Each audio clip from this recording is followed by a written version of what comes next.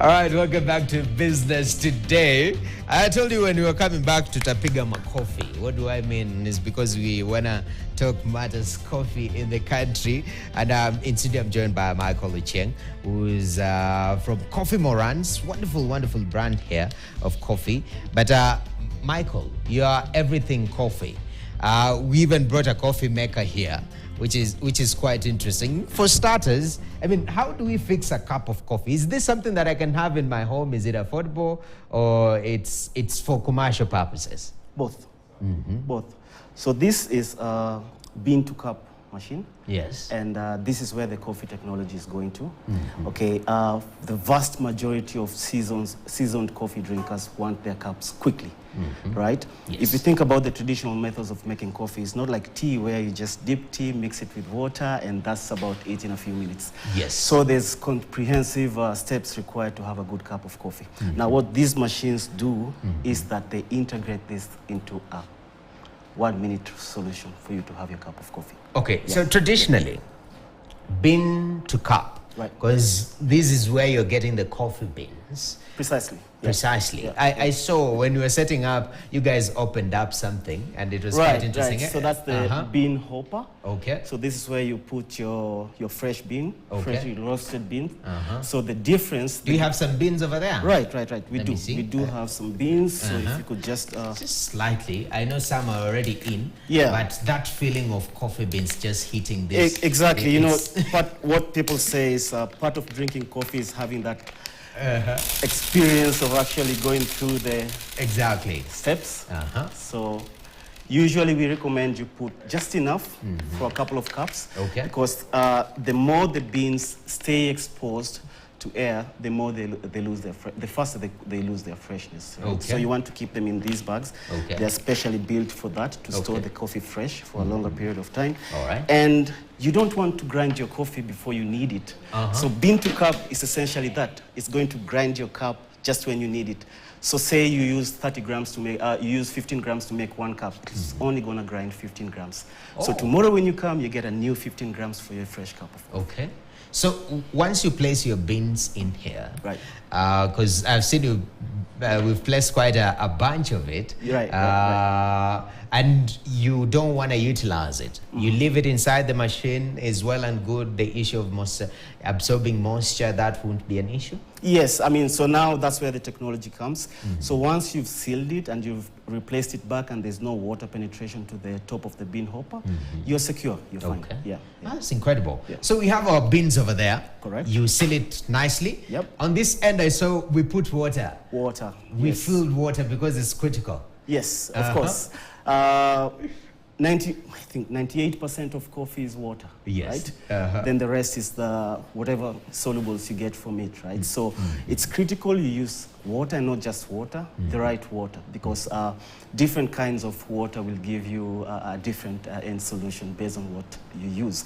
And coffee is very sensitive to external factors, so it's very important you have precision. So generally speaking, just to make it clear, you use distilled water or fountain water, but not necessarily tap water, because then you have chlorine and other factors which then affect the final taste of the cup of coffee you'll have. Oh, really? Yeah. So you can't just take the machine outside when it's raining and collect rainwater. Very, very dangerous. Well, you'll damage both the coffee and the machine, won't you?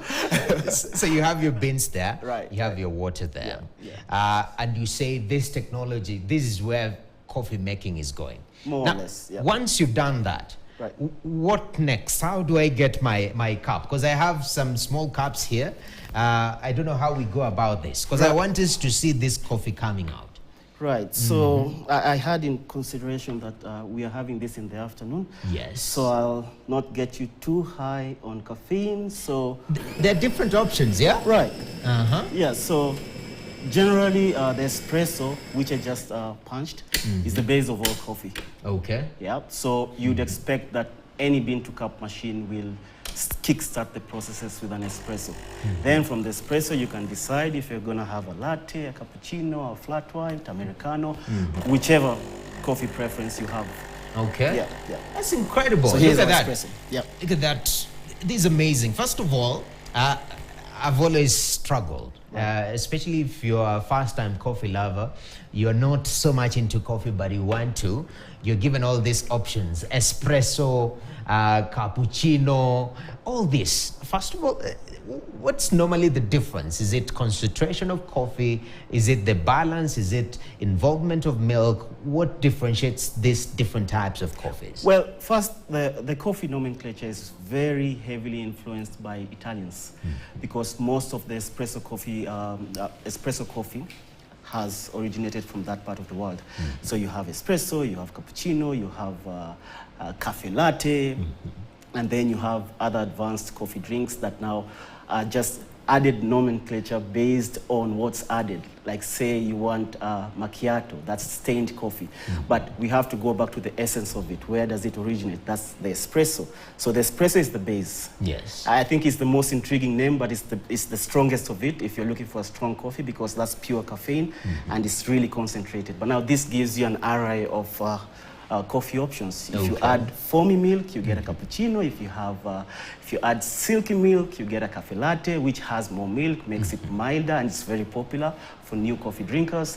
If you add water, a sizable amount, you have an Americano, which is bigger than a long black, which uses an espresso with slightly less water, but gives you black coffee. So for black coffee, you can have black coffee, you can have a house black, you can have Americano, and you can have a long black. It's pretty much the same thing. That's incredible. Yeah. I'm thinking this from a farmer's perspective, right? Because you're talking about bean to cup. Precisely. Yeah. This must be incredible. It's almost doing away with middlemen. In essence, if you're able to select the right bean, first of all, the Kenyan coffee itself, from a global perspective, how in demand is it, and where do we fall? Now, that is the wild, wild west, okay? So I've been privileged to deal in coffee in Southeast Asia. I've spent a sizable amount of my life there, basically. And one thing I've realized, Kenya is one of at least 20 other origins of coffee in the world that are destined in Southeast Asia. It's a culture, the way we have tea drinking as a culture in Kenya, tea drinking is a culture in Southeast Asia. So Kenya, yes, Kenyan coffee is very distinct, it's very unique. Yes. And if you get the good quality, because we have quite supreme processes in how we prepare our coffee, it's very good. But sometimes good is not good enough when it's very competitive. Now you get players from Colombia, you get players from Ethiopia, you get players from Costa Rica, all over. You get players from Southeast Asia. Indonesia is one of the biggest. They have volcanic mountains as well in the Java region. So when you have all these players now, you have to realize there are other things you're going to do. Yes. To actually sell the Kenyan coffee, and that's where the challenge comes in. And then you're going into a culture where they can just cross the border and get coffee into the country. So what's going to make Kenyan coffee sell? Right? That's a big one. Yeah. What can make Kenyan coffee sell? Actually, where do we sell our coffee mostly? And is there more potential for it? Well, traditionally, we've sold a sizable amount of coffee beans to America. And the good thing, like I told you, Kenya is quite unique in its flavor profile, which is citric. I think later when you test the espresso, you realize it stands out. It's hard to tell when you're Kenyan and you're only exposed to Kenyan coffee, but when you're out there, you have one sip of coffee, you'll know it's Kenya. But then it's a hit or miss because it's quite polarizing in terms of how citric it can be. But one thing is, if someone prefers Kenyan coffee, they'll always buy Kenyan coffee, right? Now back to your question. America is very big with Kenyan coffee.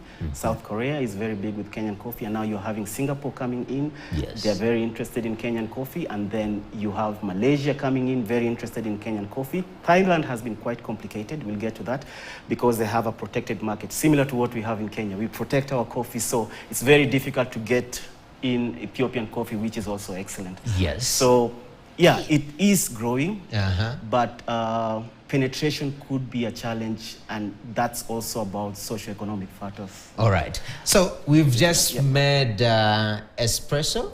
Right. You're gonna try this is the most conquered. Yeah.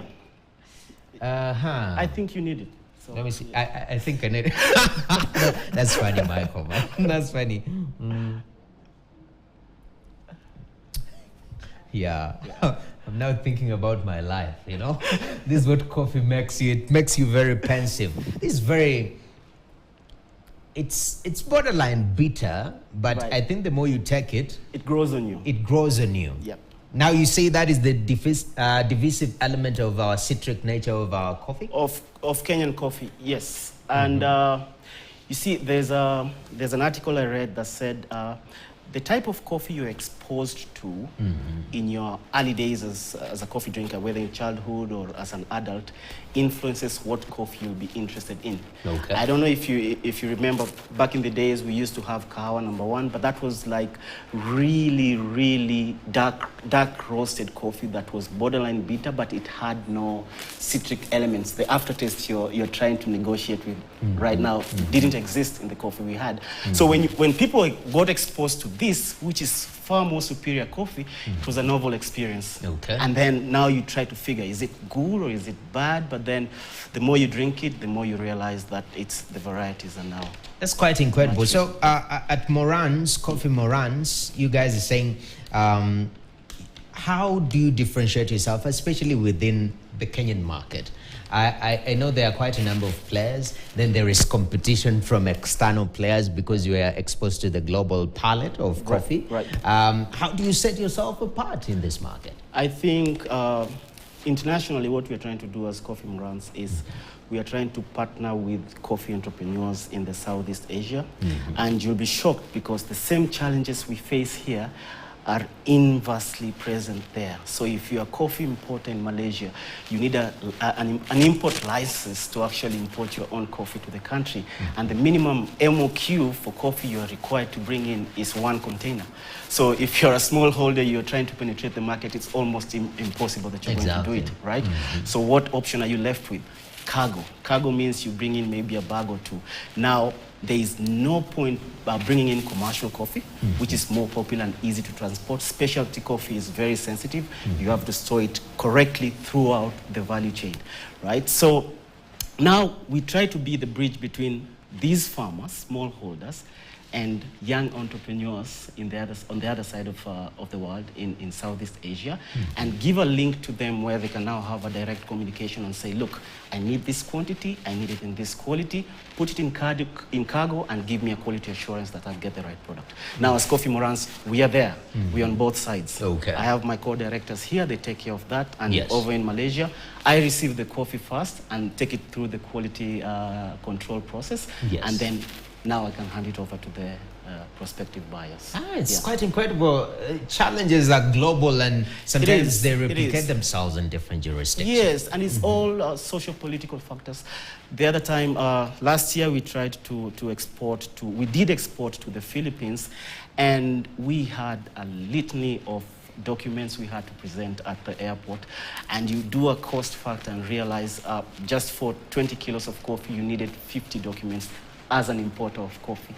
And it didn't match up because we sent it as gift, but then the work that came on the other side was just too much for the person importing the coffee from us. Wow. As we finish up, doing away with some of these challenges, even as you add a cup here so that you can also have something, you can just bring one of the cups here. I saw you had this. This is quite interesting. What's happening here? We've had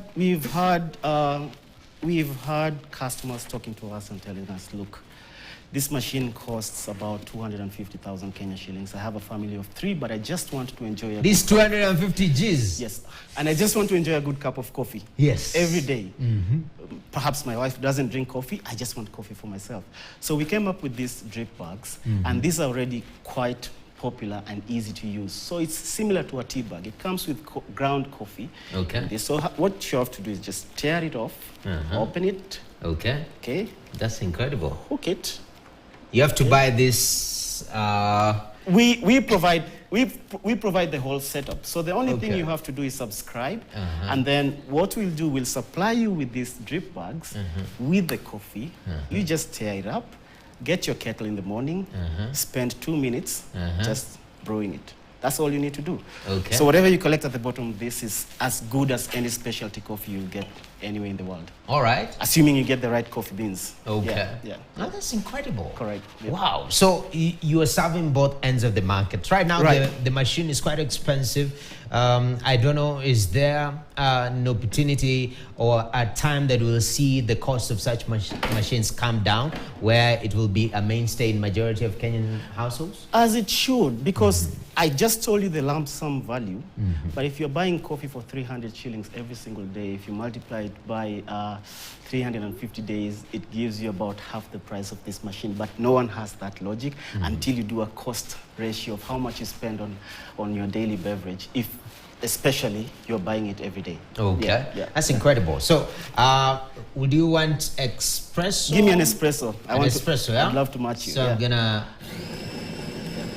That's it. It's giving me runway vibes, you know, when you're about to take off. Yes, and yes. I think this is the future of coffee in the country. It needs to be, yeah. It needs to take off. Yeah, So how do we, briefly in less than 10 seconds, how do we support this particular takeoff of the coffee, Kenyan coffee? What are those barriers that we need to do away with? I think people should embrace Kenyan coffee, very importantly, because like you started the interview by saying it's the most expensive coffee, or amongst the most expensive coffee in the world. So just be your beverage engineer, try to see what you can come up with, brew something by yourself. Yes. And reach out, because the information is limitless on this Beautiful. beverage. Yes. Beautiful. Yes. Mr. Michael, take this. I want us to cheer.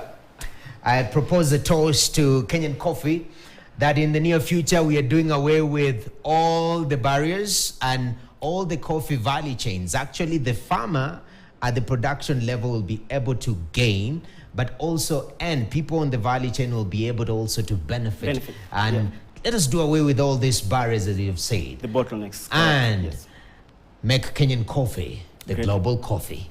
Thank you very much. Thank you, sir. That is Michael Ochieng from Coffee Morans, and he just says that we have great potential right here in the country to do something amazing with our coffee.